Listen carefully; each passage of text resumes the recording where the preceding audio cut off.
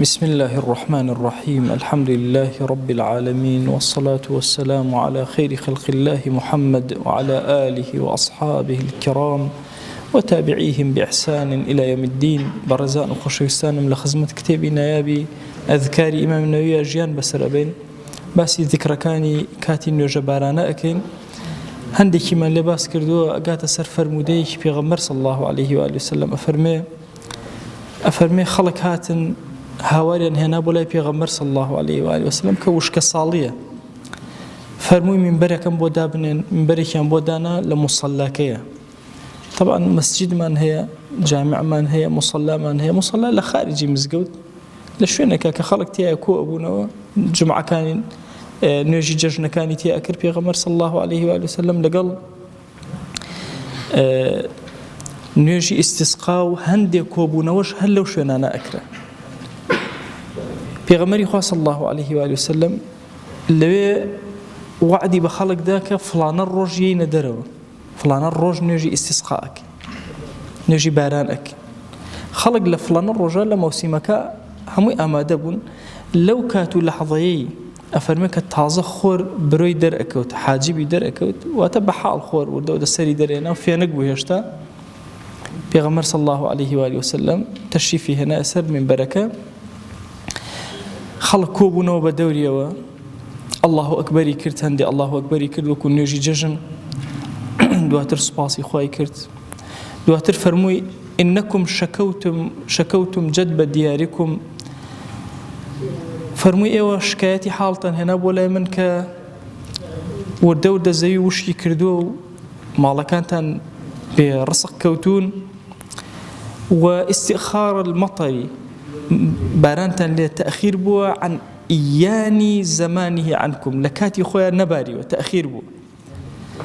وقد أمركم الله تبارك وتعالى أن تدعوه خوا جل جو أمري بيكردون سبحانه وتعالى كدعاب كان ووعدكم أن يستجيب لكم ووعد شداء وأقرئ ودعاة أنكر دعاك تأجيرابك.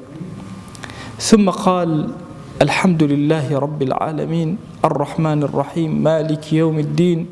انت دسي بكر حمد وسباز بو پروردگاری جهانيان كدو صفتي زور قوري بارز الرحمانية والرحيم صفتي سيهم مالكي روجي دوائي آخرات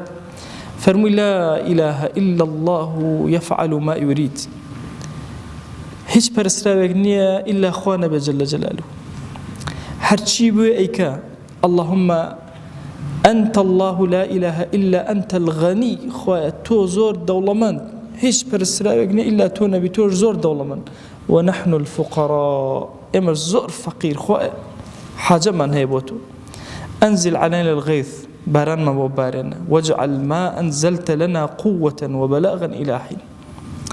أو بارانيك إباراني بمان بكما قوته هيز بما نجينا صالي نوبي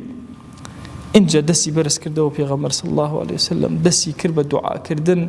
أو أن أفرمي دسي برس كردو سبياتي بن بالي پیغمبر صلى الله عليه وآله وسلم دركوت أفرمي دعائي پشتی کرده خلقه أو روي لخلقه كبو دعاء كرد أسكاني برس كردو دعائي پشتی کرده خلقه هر دسي برس پیغمبر صلى الله عليه وسلم أو شتيك لبري أبو أو عبايك بسرشاني أبو هالي جراي وبعكسه ولبري كردو دسي برس كردو دعاء كرد أفرميه ثم أقبل على الناس إن جروي كرده وخلقك ونزل فصلى ركعتين دا بزيل سلم من بركة دو ركعة نيوجي كرد أفرميه ورده أولا نيوجكابه فأنشأ الله سحابا ورده بلاها ورهاتن بملا بولا كوبونا دسي فيه كربة قرم لأسمان ببرقو برعدو هورا بروسكو هورا قرمو ورده كوبو باران دسي بيكير إنجا بيغمر صلى الله عليه وسلم هلا بردم بارانك وسابو خلقك أو أن باران باري زور بارانك ترسان لوي حتى أو بيان رايان كرد همو خوان كرد ومالي خوان هر يكبلا يكا كان كسي كم بدوري بيغمر صلى الله عليه وسلم معنا أفرمي خوشيوسك خلقك بيني هرهم أروشتن دسي كربة بيكنين فرمي أشهد أن الله على كل شيء قدير وأني عبد الله ورسوله شاهدي أمك خواد صلاتي وسرها مشتكى هي ومن بندي خوامو ڕەوانە کراوی خۆم. ئەم فەرمودەی پێغەمبەر صلی الله عليه و سلم ئیمام نەووی فەرمێ ظاهری ئەم فەرمودە دلیل لەسەر ئەوەی کە نوێژی باران بە پێچەوانەی نوێژی جەژنەکانەوە پێشتر فەرمووی وەکو نوێژی جەژنەکان وهایە نوێژەکە ئەکەی اینجا خوتبە ئەدەی بەس ئەم جارە دیقەت ئەدەی خوتبەی دا اینجا نوێژی کرد پێغەمبەر صلی الله عليه وسلم. و ئیمام نەووی فەرمێ ظاهری ئەم فەرمایشتە ئەوهایە کە هەندێک لە زاناش وایان فەرموو هەندێک مەذاهب ئەوهایە یەکەم جار خوتبەکە ئەدا خەتیب اینجا دوای نوێژەکەیان بۆ ئەکە حتى لە نوێژی جەژنی شا و ڕێواتانە هەندێکی وها هاتووە لە زمانی هەندێک لە خەلیفەکانە بۆ شێوازیان کرد. بەڵام ئیمامی نەووی خۆی تەرجیحی چی ئەدا ئەفەرمێ کە سەیری کۆی فەرمایشتەکان ئەکەی ئەوهایە کە یەکەم جار نوێژەکە ئەکرێت دوایی خوتبەکە ئەدرێ و ئەم پاڕانەوە لاڵانەوە ئەکرێت. ئەفەرمێ لەم فەرمایشتەوە بۆ دەرەکەوێ یەکەم جار پێغەمبەر صلی الله عليه وسلم بەدەنگی بەرز ڕووی کردووە خەڵکە دوعای کرد دوای ڕووی کردە قیبلە خۆی بەدەنگی نزم دوعای کرد. ئەفەرمێ سنەت وهایە بەدەنگی بەرزیش دوعاکەی بەدەنگی نزمیش دوعاکەی لە کاتی باران نابارە نوێژە بارانەیە هەردووکی هەر سنەتە. سنەت وهایە دەسەکانە زۆر بەرزکەیتەوە مەم شێوازە نەکەی دەسەکان بەرز کەرەوە زۆر بەرزیان کەرەوە. ئیمامی شافعی لە ئومما فەرموویەتی دوعا زۆر زۆرە ئەم دوعایە اللهم أمرتنا بدعائك ووعدتنا إجابتك وأيا أمر بيكردون دعاء بكين تو جواب من نديتو ديها أو تا إما دعاء من كرد هر شون أمر بيكردون يا إلهي شون وعد بيداوين جواب من بروا منتك بسر مانا مغفرات بسر مانا ببارنا يا إلهي باراني برحمته رزقي زور ما ببارنا إن جا دعاء بكابو إيمان داراني نير مي صلوات بدال ديداري بيغمر صلى الله عليه وسلم آيات بخوانا لخطبكات دو آيات بخوانا إنجا سنة وهاي كإمام لو كتب لي أستغفر الله لي ولكم داوي لي بردن لا إخواءكم خوالا قناهي منو إيوة ببوري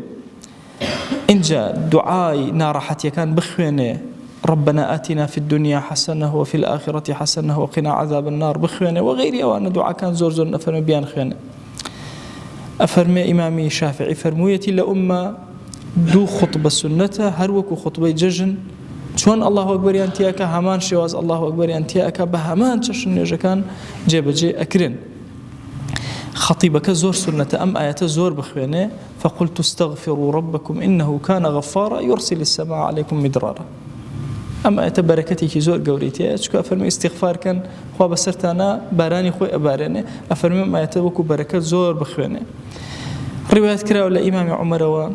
رضا ورحمتي خوي لبيك لكاتي استسقايا أفرمي زوري ني دعاء كان هواري أكر أستغفر الله بداوي لي بردون بخواي عفومك خواي عفو مانك زور إنجا داوي بارانك أكر. إمام الشافعي أفرمي زوري ني دعاء كان با استغفار به سرتاكي ناوراسكي أخيركي بين هر دعاء كير كوم الله استغفار لبينك أبكى لعل رب العالمين هم توبك لي ورقري هم طاعتك لي ورقري هم نزيك أكبت والأخوة وهم جوها أبك خوي جور خوي قبولي بك لي وبارانك وباري وزور سنة خطيب لو كاتا هاني خلق بدا لسد توبة كرنا سد طاعة لسد قرانو دائما لذاتي باكي پروردگار ام كلمات ام فرماشتان لخزمتي انا ابين بكات نور روناكي بو جيان من بكات نور روناكي بو اخرت من